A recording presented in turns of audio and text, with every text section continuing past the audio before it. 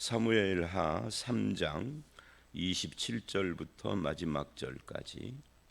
오늘 말씀은 어제 계속 이어지는 다윗의 집이 점점 강하여진다라는 전체적인 5장까지의 주제 중에서 요압이 아브넬을 죽인 사건을 이야기를 하고, 그게 30절까지입니다. 그리고 31절 이하에는 다윗이 어떻게 반응을 했는가 하는 것을 다루는 그런 내용이라고 할 수가 있습니다. 요압은 다윗이 아브넬을 편히 보내주었다는 소식을 듣고 불만이 생긴 거죠. 왜냐하면 자기 동생을 죽인 자이기 때문에 그렇습니다. 그리고는 결국 어제 말씀 26절 전령을 보내서 아브넬을 데려오게 하고, 강제로 데려왔는지 아니면은 다시 오라고 초청을 했는지 그거는 약간 모호합니다만은, 이 사실을 알지 못했다 다윗은 26절 그렇게 설명을 하고, 오늘 말씀 27절에 이제 돌아온 그 아브넬을 요압이 배를 찔러서 죽였다 이렇게 말을 하고요. 27절 끝에 이는 하고 그렇게 죽인 이유를 말을 합니다. 자기 동생 아사엘의 피로 말미암이었더라. 그런데 이렇게 죽인 것에 대해서 성경은, 그리고 다윗은 39절에 언급을 합니다. 그래서 이제 오늘 이 사건이 마무리가 되죠. 내가 기름 부은 왕이지만 너무 약하여서 수르야의 아들, 이 수르야가 자기 누님이라고 전에 설명을 했었죠. 그러니까 자기의 조카들이죠.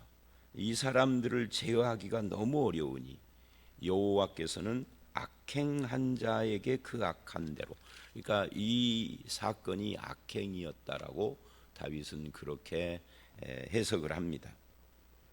그래서 우리가 이 부분을 통해서 몇 가지를 생각할 수 있는 것이, 북왕국은 이스보셋이 왕이고 그 아브넬에게 무시를 당하면서 살았어요. 그 대표적인 것이 이스보셋의 아버지 사울의 첩을 이 아브넬이 탐내는 그런 장면에서 잘 나타나 있고요. 또 다윗을 찾아와서 내가 북왕국을 당신에게 주겠다 하는 그런 모습도 굉장히 교만한 모습이었죠.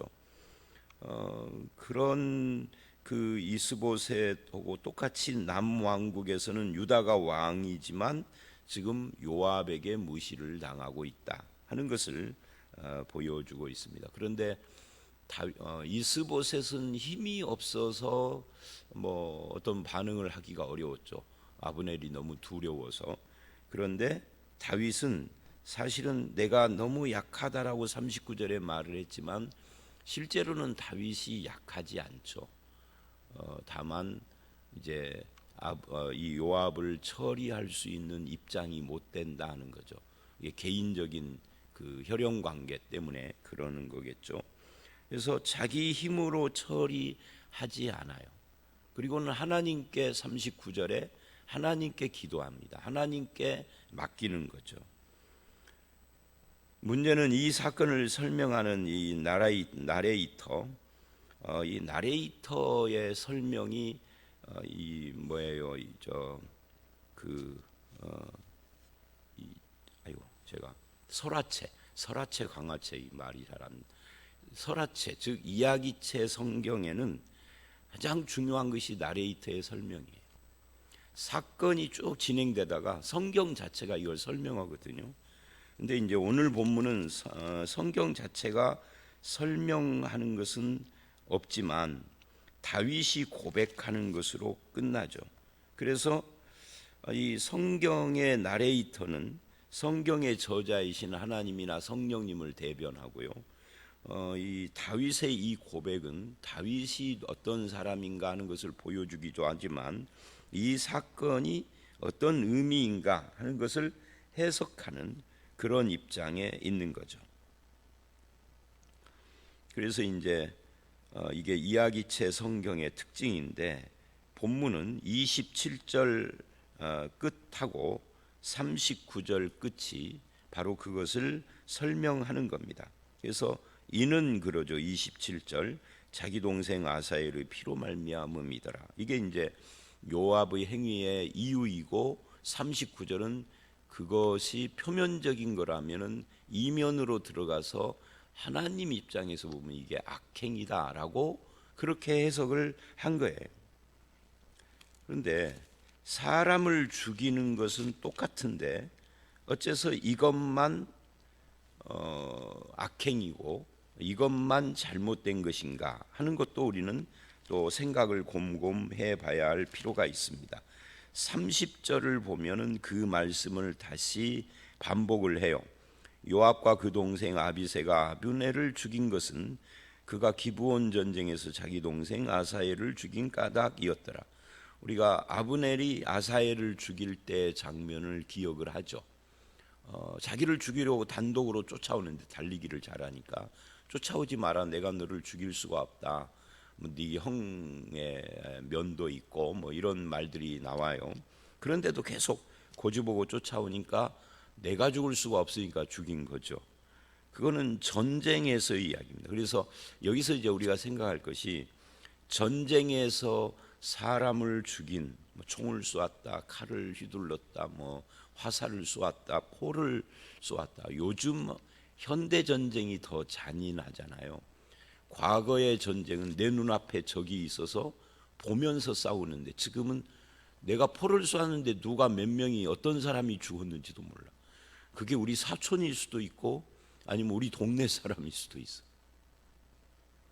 남자인지 여자인지 나이가 몇 살인지 그 막 포를 쏘면 뭐 대량으로 막 대여섯 명이 한꺼번에 죽든지 몇십 명이 죽든지 막 그러는 거죠. 이게 더 잔인한 거예요. 사실은 내 눈앞에서 죽지 않으니까 잔인하게 못 느끼니까 더 잔인한 거죠. 비행기에서 폭탄 떨어뜨리는 것도 마찬가지잖아요. 자, 그건 그렇고 말하자면 전쟁에서 사람이 죽는 것과 이렇게 지금 요압이나 아비새가 자기 동생 죽은 것을 개인적으로 복수하는 것은 다르다는 거예요. 이 개인적인 이 복수, 이것은 악행이라고 한다는 거죠. 전쟁과는 다르다 하는 것을 성경은 분명히 하고 있습니다. 그래서 하나님이 이 원한과 복수심, 미움 이런 걸 가지고 행하는 어떤 행동에 대해서 악행이라는 것을 분명히 선언을 하고 있는 거예요. 사람의 감정 속에 있는 미움, 분노, 한, 원망, 적개심, 뭐 복수심 이런 것들이 얼마나 무서운 건가 하는 것을 깨닫게 하는 거죠. 또 성경 전체적인 입장에서 보면 이 사건 말고도 악을 악으로 갚지 말아라, 원수를 사랑하라 하는 말씀들이 계속해서 나오는데 그런 하나님의 말씀하고도 위배가 되는 겁니다. 이 전쟁 상황과 개인적인 상황은 다르다 하는 거예요. 이제 우리 그 호남 사람들은 이제 창 같은 것이 많이 발달했잖아요. 뭐 남도 해가지고서 무슨 뭐라 그러죠? 그거 이것도 생각이 단어가 요즘은 잘 안 떠올라요.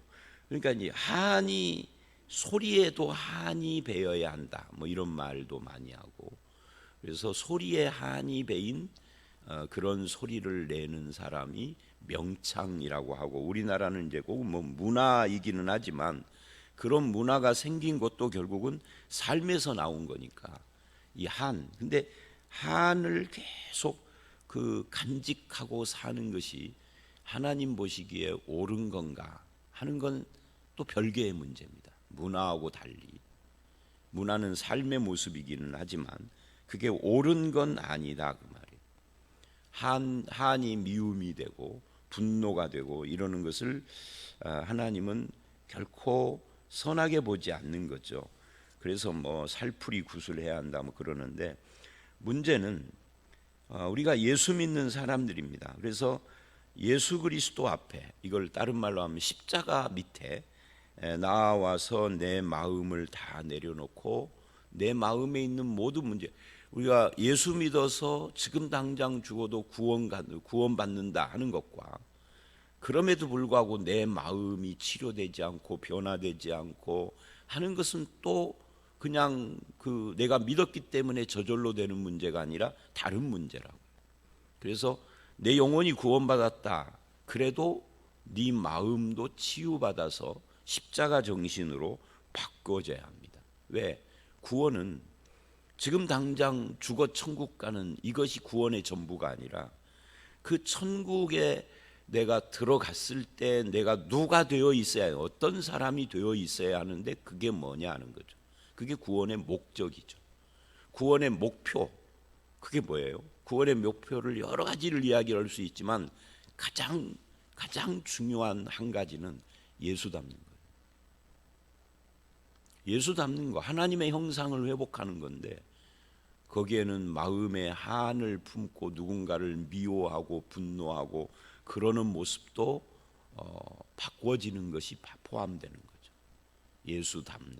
예수님은 십자가에서 저들이 자기가 하는 일을 모릅니다. 용서해 주십시오 하고 용서의 기도를 하잖아요. 가식적으로 하셨을까요?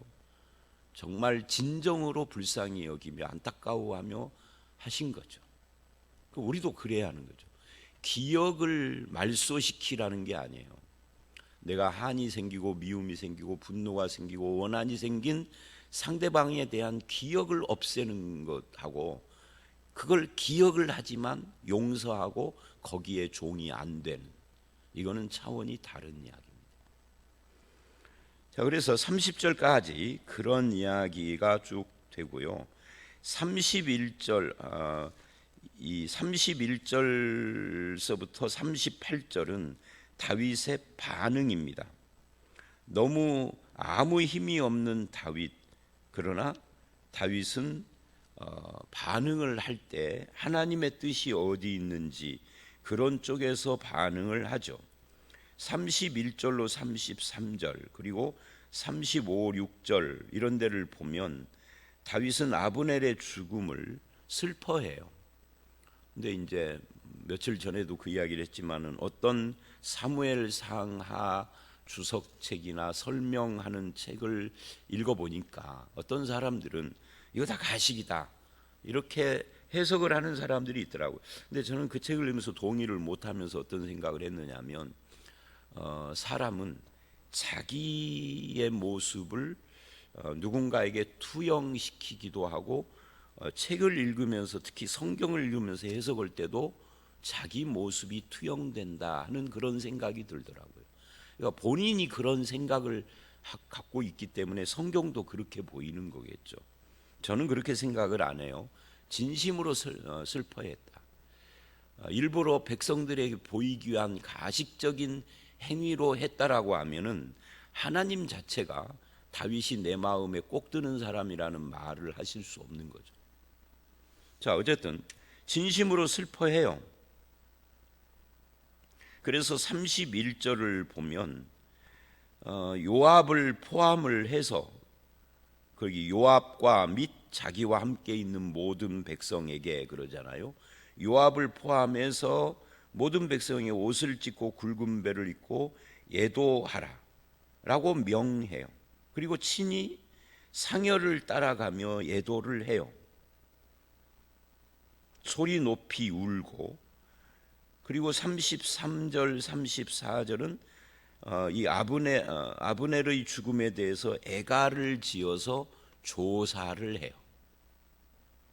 그리고 35절을 보면 해가 지기까지 음식을 먹지 않습니다. 어떻게 보면 다윗 입장에서는 비록 북왕국의 일이지만 또 다른 요압과 같은 세도가가 죽었으니 장차 자기에게는 편안하게 됐다라고 느낄 수도 있잖아요. 만약에 아브넬이 살아서 아브넬이 말한 것처럼 남북이 통일돼서 다윗이 통일왕이 되었다 치십시다. 그러면 요압하고 똑같은 놈이 하나가 더 있어서 이 둘이 우리나라의 무슨 노론 소론하고 싸운 것처럼 그런 당파 싸움도 가능하고 그 틈바구니에서 왕은 더 힘들었을지도 모르니까 이참에 잘 죽었다 이놈, 그럴 수도 있을 거예요. 그런데 다윗은 그렇게 하지 않아요. 기뻐하지 않고 슬퍼합니다. 이게 진심이라고 하는 것을 전제로 하는 거죠. 그리고 36, 7절 온 이스라엘이 다윗을 기뻐하고 그 진심을 알게 됐다 또는 진실을 알게 됐다 그래요. 그러니까 그때만 해도 백성들이 이 내레 아들 아브넬을 죽인 것이 혹시 다윗이 시킨 건가 하는 의심을 했다는 거죠.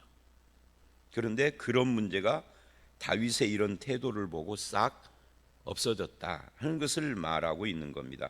그리고 다윗의 그 공정함을 환영한 거예요. 한번 생각을 해보세요. 그저께까지도 한 나라 그리고 같은 가문에서 뻗어나온 말하자면 단일 민족이잖아요. 이스라엘은 우리나라처럼 뭐 몇천만 명 있는 남북 합해서 뭐 7천 8천만 명 그러는 것도 아니고 이스라엘은 기껏 해봐야 2, 300만 300만 이 정도밖에 안 되는 규모니까 한 달이 두 달이 거느르면 다 아는 사이인 거예요. 그러니까 전라북도는 뭐 185만밖에 안 된다고 그러지만 전라남도 같은 경우에는 광주가 한 140, 전라남도가 한 180 그러니까 320 그러니까 거의 전라남도 규모의 인구니까 뭐 별거 없잖아요. 거기서 거기 너도 그 사람 알아? 그 사람 내 초등학교 동창인데 뭐 이런 거 다 아는 사이인데 정치하는 사람들이 권력자들 때문에 강제로 남북이 지금 나눈 거잖아요. 우리나라도 똑같아요. 이산가족 입장에서 보면 이 김일성이 이승만이 이놈들 때문에 나라가 이렇게 됐다 그런 거잖아요. 우리가 무슨 죄가 있어 지금 저 권력자들 때문에 그런 거죠. 그러니까 다 기뻐하는 거예요 지금. 남쪽 사람이든 북쪽 사람이든 온 이스라엘이 다윗이 공정하구나 저렇게 해야지 하고. 정치인들은 좀 성경을 읽어야 할 필요가 있습니다.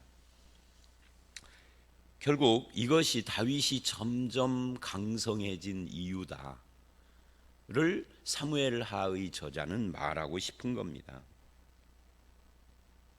그래서 이제 38 구절을 보면 이제 어떤 이야기로 마무리를 하느냐면 이쯤 되면 전 국민의 지지도 없고 내가 왕이기도 하니까 요압을 처리를 할 수도 있는데 정치적으로 뭐 꼭 죽이지 않더라도 뭐 모든 직을 내려놓고 뭐 시골에 가서 살게 만든다든지 뭐 유배를 보낸다든지 할 수도 있고 그러는데 요압을 벌하지 않습니다. 그 대신에 기도하죠 하나님께. 그러니까 이 말씀을 보면 다윗은 고민을 했을 것 같아요. 징계해야 할 때인가 기도해야 할 때인가에 대해서. 제가 이 말씀은 한두 번 새벽기도 때나 했던 기억이 나는데 오래전에 부목사 때 제가 모셨던 담임 목사님이 참 좋으신 분이었는데 그분이 저하고 개인적인 이야기를 참 많이 했어요. 근데 뭐 은사에 대한 이야기도 하고 뭐 교회에 대한 이야기도 하고 그러는데 그분이 한 번은 그러더라고. 노 목사, 예, 내가 평생 목회하면서 딱 한 번 한 가지를 후회하네 그러더라고. 뭐를 후회하시는가? 좀 아무것도 않고 갑자기 분위기가 그러니까 아무것도 않고 가만히 듣기만 했죠. 그랬더니 한참 생각을 하시다가 당신이 딱 한 번 교인을 징계한 적이 있었대. 잘잘못을 떠나서 목회자로서 평생 두고 후회가 되고 가슴 아프고 그런데 가능하면은 징계하지 말고 교훈을 하고 권면을 하고는 하되 가능하면은 징계는 최후의 수단이야. 징계를 함부로 하는 건 아니야. 그래서 자기 경험을 이야기를 하시더라고요. 다윗은 징계냐 기도할 때냐를 고민했을 것 같아요. 그 결론을 내렸죠. 하나님께 기도할 때다. 징계해도 되거든요.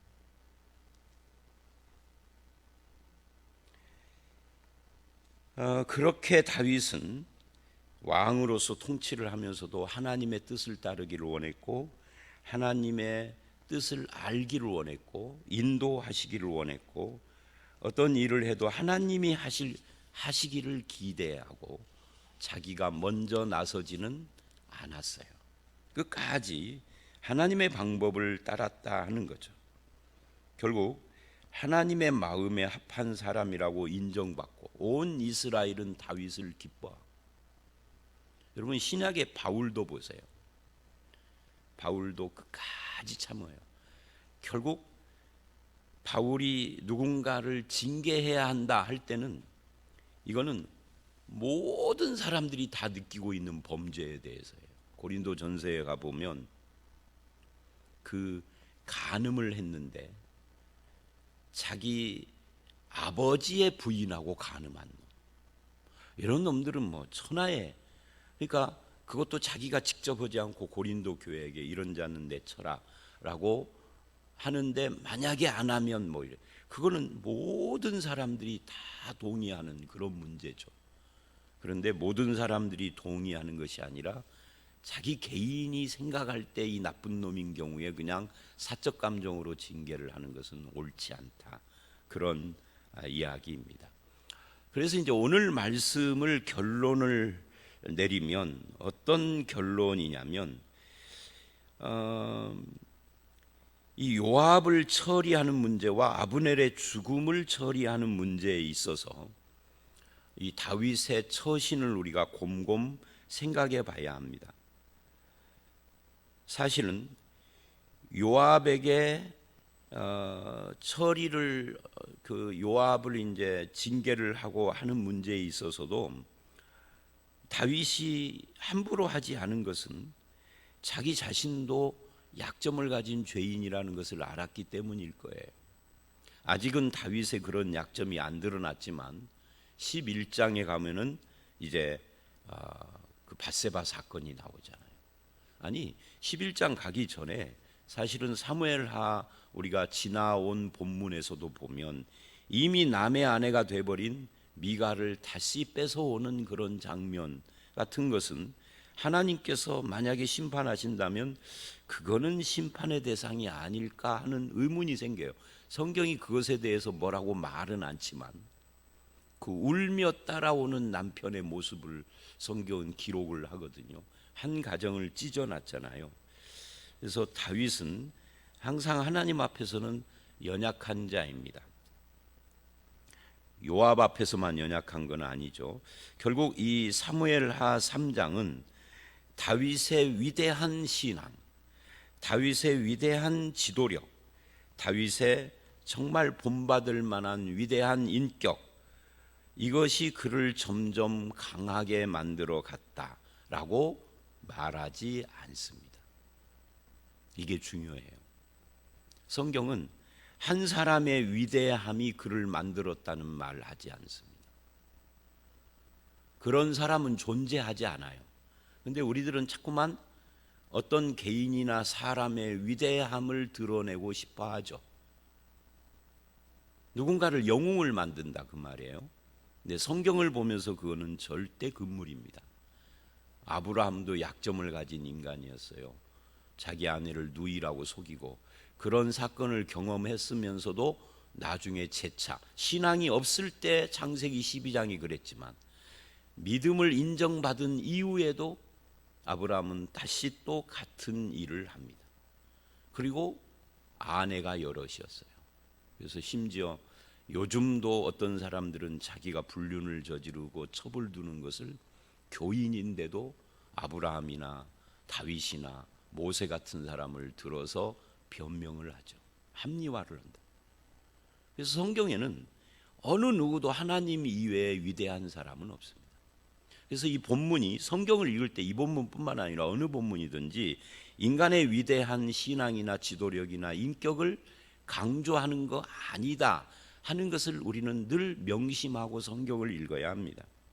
그럼 뭐냐 할 때 결국은 우리가 오늘 말씀, 이게 매일 성경이 좀 약점이 뭐냐면 어제와 오늘이 문단이 끊어져서 각각을 읽기 때문에 어제 거 잊어버리고 그저께 거 잊어버리는 경향을 갖고 있다는 거예요. 근데 3장 1절을 보면 거기에 다윗은 점점 강하여 가고 사울의 집은 점점 약하여 가니라 하는 이것이 무엇을 보이고자 하는 말씀이냐면 하나님께서 그가 약속하신 대로 다윗을 점점 강하게 하며 온 이스라엘의 왕으로 세워가신다는 것을 보여주고 있다는 거죠. 하나님의 역사, 하나님의 약속의 신실하심, 하나님의 은혜가 얼마나 큰가, 이런 것들이 사람의 위대한 인격과 행실과 이런 것들, 지도력과 신앙, 이런 것을 뛰어넘는 거죠. 누군가가 위대한 신앙을 가지고 지도력을 발휘한다면 그건 하나님이 인도하심 때문에 그러는 거예요. 사울과 다를 것이 없는 죄인인 다윗이지만 하나님께서 그를 붙들어 주시고 인도하시고 함께 해 주시는 것이죠. 그걸 은혜라고 하는 겁니다. 그래서 우리가 창세기 6장 8절에서도 제가 자주 언급을 했던 노아가 노아일 수 있었던 이유, 모든 사람이 죄인이어서 다 홍수 심판에 쓸려가는데 그건 뭐라고 창세기는 말을 하느냐면 노아가 하나님의 눈에 있는 자기를 향한 호의를 발견했다, 이렇게 말을 해요. 하나님이 먼저인 거죠. 인간은 먼저 은혜를 베푸시고 호의로 다가오시는 하나님에 대한 인간은 반응자예요. 우리는 반응을 한 거죠. 그 반응도 위대하다라고 하면 위대하죠. 그런데 하나님의 호의가 없으면은 우리는 그런 반응을 할 수 있는 근거 자체가 없는 거죠. 그 근거를 마련해 주신 분이 하나님이에요.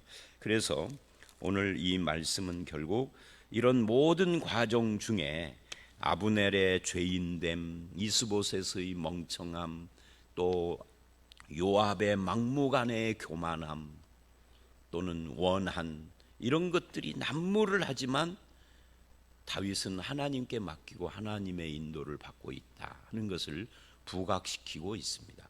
저와 여러분도 세상을 살면서 세상을 원망하고 인생을 한탄하기보다는, 거기에 매몰되기보다는 그때 눈을 들어 하나님을 보고 내가 해야 할 때인가 하나님께 기도해야 할 때인가, 이런 것도 분별을 하고 하나님의 인도 따라가는, 그리고 하나님의 뜻을 이루어가는 그런 성도로 살아가시기를 주의 이름으로 축원합니다. 함께 기도하겠습니다. 하나님, 다윗은 요압이 저지른 일을 수습해 가면서 자기가 얼마나 약한 자인가에 대해서 고백을 합니다. 그러나 그 약함 때문에 하나님을 의지하고 하나님께 기도함으로 위대한 성군이라고, 그렇게 위대한 지도력을 사람들에게도 인정받는 왕이 되어가는 것을 봅니다. 주님, 인간의 위대함이 아니라 그를 위대한 자로 만들어 가시는 하나님의 인도와 은혜와 하나님의 역사가 얼마나 큰지를 우리가 보게 하여 주시옵고, 우리도 그렇게 하나님을 따라 살게 하시며, 특별히 원한과 미움과 분노와 적개심과 한을 표출하는 자가 아니라 다 내려놓고 하나님이 원하시는 삶의 방법을 따라서 살게 하여 주시옵소서. 누군가의 죽음 앞에서도 정말 자기 이익을 따지는 그런 어리석은 자가 아니라 진심으로 애도하고 슬퍼해 주며, 그러나 하나님을 바라보고 소망 가운데서 살아가는 우리 모두로 삼아 주시고, 주님, 나를 통하여서 하나님의 뜻과 영광이 드러나는 성도로 살게 하여 주시옵소서. 예수님 이름으로 기도드려 싸움나이다. 아멘.